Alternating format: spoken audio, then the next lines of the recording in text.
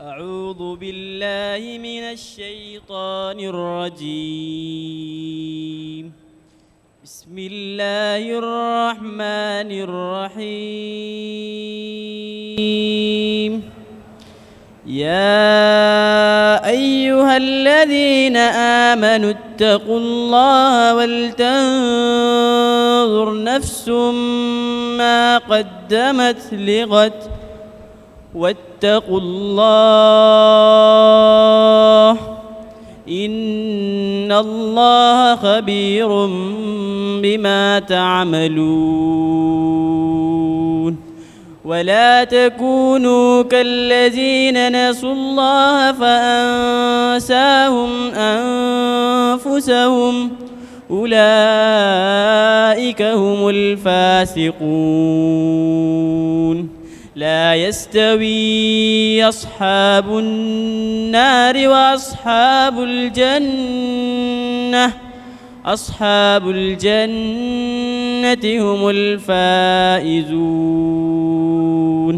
لو أنزلنا هذا القرآن على جبل لرأيته خاشعا متصدعا من خشية الله.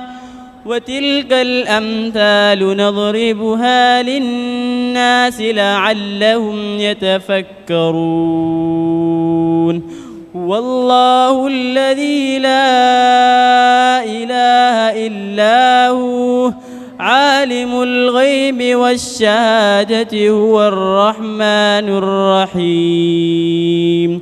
والله الذي لا إله إلا هو الملك القدوس السلام المؤمن المهيمن العزيز الجبار المتكبر سبحان الله عما يشركون. والله الخالق البارئ المصور له الأسماء الحسنى يسبح له ما في السماوات والأرض وهو العزيز الحكيم.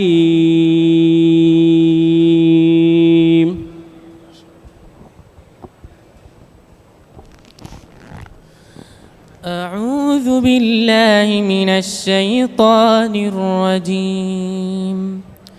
بسم الله الرحمن الرحيم. وإنه لتنزيل رب العالمين نزل به الروح الأمين على قلبك لتكون من المنذرين بلسان عربي مبين. وإنه لفي زبر الأولين. أولم يكن لهم آية أن يعلمه علماء بني إسرائيل ولو نزلناه على بعض الأعجمين فقرأه عليهم ما كانوا به مؤمنين كذلك سلكناه في قلوب المجرمين لا يؤمنون به حتى يروا العذاب الأليم فيأتيهم بغتة وهم لا يشعرون فيقولوا هل نحن منظرون أفبعذابنا يستعجلون أفرأيت إن متعناهم سنين ثم جاءهم ما كانوا يوعدون ما أغنى عنهم ما كانوا يمتعون وما أهلكنا من قرية إلا لها منذرون ذكرى وما كنا ظالمين وما تنزلت به الشياطين وما ينبغي لهم وما يستطيعون إنهم عن السمع لمعزولون فلا تدع مع الله إلها آخر فتكون من المعذبين وأنذر عشيرتك الأقربين واخفض جناحك لمن اتبعك من المؤمنين فإن عصوك فقل إني بريء مما تعملون وتوكل على العزيز الرحيم الذي يراك حين تقوم وتقلبك في الساجدين إنه هو السميع العليم هل أنبئكم على من تنزل الشياطين تنزل على كل أفاك أثيم يلقون السمع وأكثرهم كاذبون والشعراء يتبعهم الغاوون ألم تر أنهم في كل واد يهيمون وأنهم يقولون ما لا يفعلون إلا الذين آمنوا وعملوا الصالحات وذكروا الله كثيرا وانتصروا من بعد ما ظلموا وسيعلم الذين ظلموا أي منقلب ينقلبون.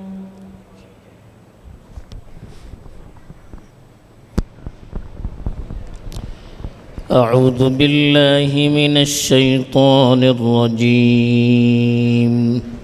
أعوذ بالله من الشيطان الرجيم. بسم الله الرحمن الرحيم. بسم الله الرحمن الرحيم. قل هو الله أحد. قل هو الله أحد. الله الصمد. الله الصمد. لم يلد ولم يولد. لم يلد ولم يولد. ولم يكن له كفوا أحد. ولم يكن له كفوا أحد. بسم الله الرحمن الرحيم. بسم الله الرحمن الرحيم. قل أعوذ برب الفلق.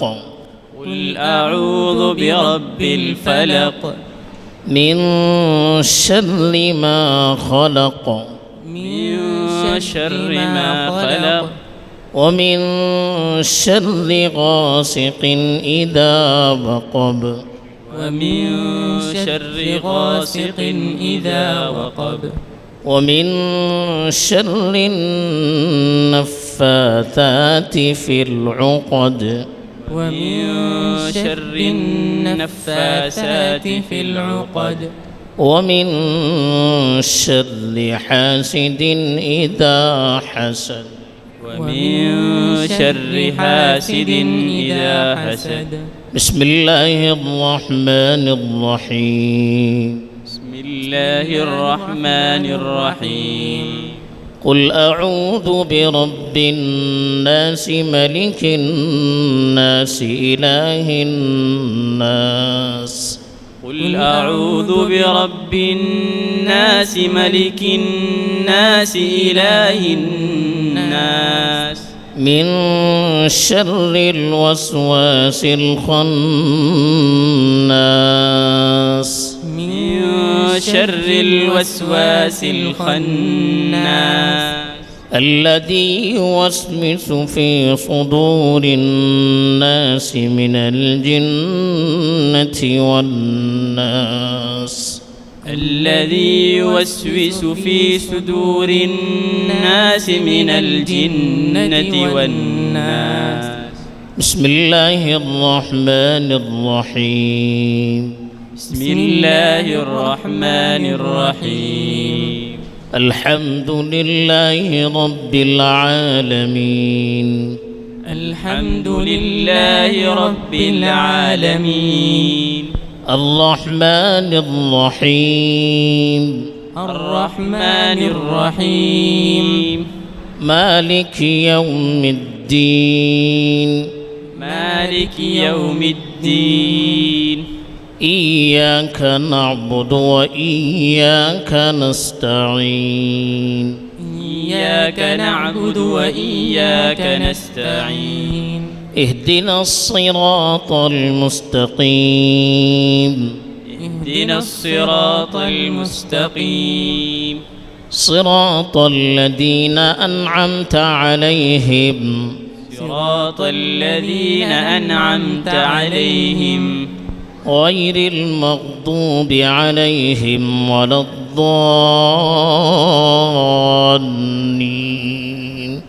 غير المغضوب عليهم ولا الضالين بسم الله الرحمن الرحيم بسم الله الرحمن الرحيم ألف لام ميم ألف لام ميم ذلك الكتاب لا ريب فيه هدى للمتقين ذلك الكتاب لا ريب فيه هدى للمتقين الذين يؤمنون بالغيب ويقيمون الصلاة ومما رزقناهم ينفقون الذين يؤمنون بالغيب ويقيمون الصلاة ومما رزقناهم ينفقون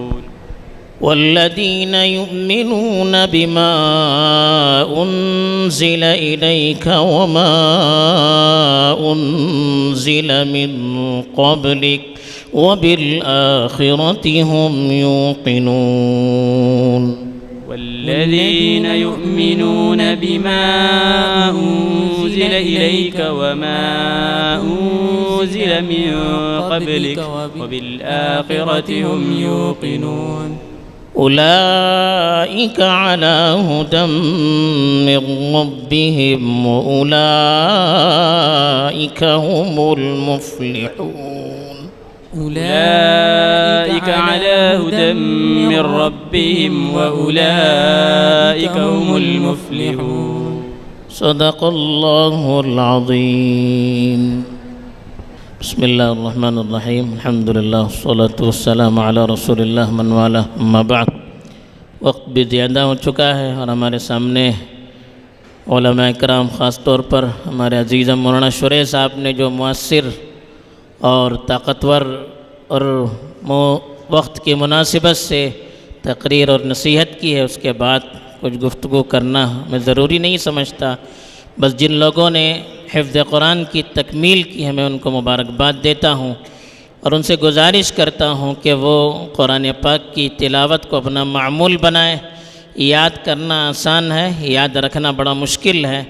ज़्यादा से ज़्यादा कुरान मजीद का दौरा करते रहें और दूसरी चीज़ कुरान मजीद को समझने के लिए भी अपना वक्त निकालें। कुरान का क्या पैगाम है, कुरान का क्या मकसद है, कुरान का क्या मिशन है, उसको भी समझें और अपनी ज़िंदगी को उससे मुज़य्यन करें।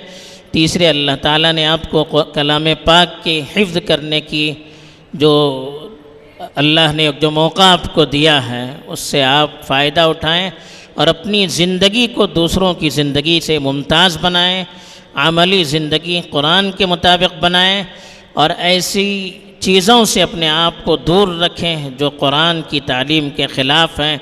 अपने अखलाक़ को, अपने किरदार को बेहतर से बेहतर बनाएं। ऐसे माहौल से और ऐसे दोस्तों से भी अपने आप को दूर रखें जिनके साथ रहकर आपके अखलाक़ पर, आपके किरदार पर बुरा असर पड़ सकता है और अपनी ज़िंदगी को दीन के लिए वक्फ़ करने का आप अपने अंदर जज्बा पैदा करें। बस इसी के साथ मैं अपनी बात को ख़त्म करता हूँ। व आखिरु दावाना अनिल हम्दुलिल्लाहि रब्बिल आलमीन।